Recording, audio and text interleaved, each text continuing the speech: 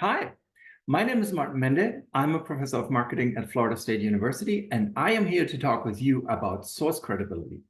Source credibility is certainly very important in the times that we live in that often are referred to as post-truth and era, where we have a lot of information coming at us, and we're not always sure how valid and reliable certain pieces of information are. So understanding what makes a source more or less credible is certainly important. Now, the good thing is that we have decades of research that has looked into when and why sources are perceived to be high or low in credibility, and what determines ultimately the persuasiveness of messages from certain sources. Now, the main effect, the basic pattern of source credibility is not very surprising at all. The higher the credibility of a source, the more persuasive, of course, it tends to be.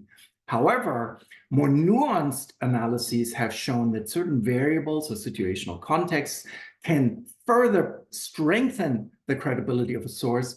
And on the other hand, we have other variables and settings in which credibility can be undermined by certain configurations. And that is where it gets really interesting.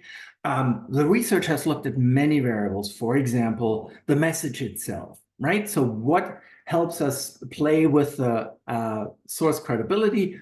The use of evidence, for example. So if a source is perceived in the audience perception is perceived as low credibility, the use of evidence seems to help improve the credibility of that source. Or presenting information that the audience perceives to be inconsistent with the self-interest of that source also can improve the persuasiveness of that certain source. On the other end of the equation, of course, receiver variables are also influential. For example, if you're dealing with an audience that has very little, let's call it background knowledge, right? In technical terms, it's low retrieval audiences that have low access to attitude relevant information about a certain memory, but not a lot of background knowledge.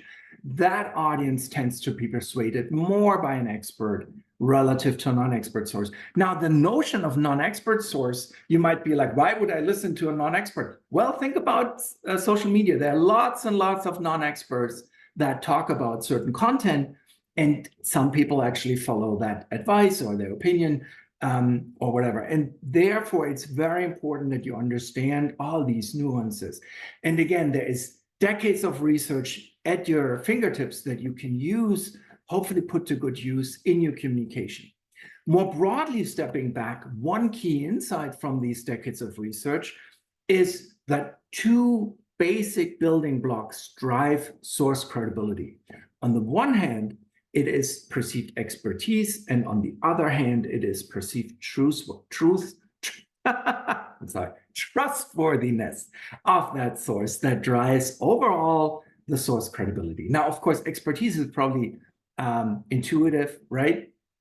But against the background of the post-truth era that we live in, I think the notion of trustworthiness and the variance in that is really relevant for you to understand. Now, again, lots of research on what organizations or sources can do to improve their trustworthiness. For example, in healthcare settings, we know that when a source sends out health-related information and uses a spokesperson, the extent to which that spokesperson is identifiable to the audience, right, can relate to the audience, shows compassion and understanding for the audience, that builds trustworthiness.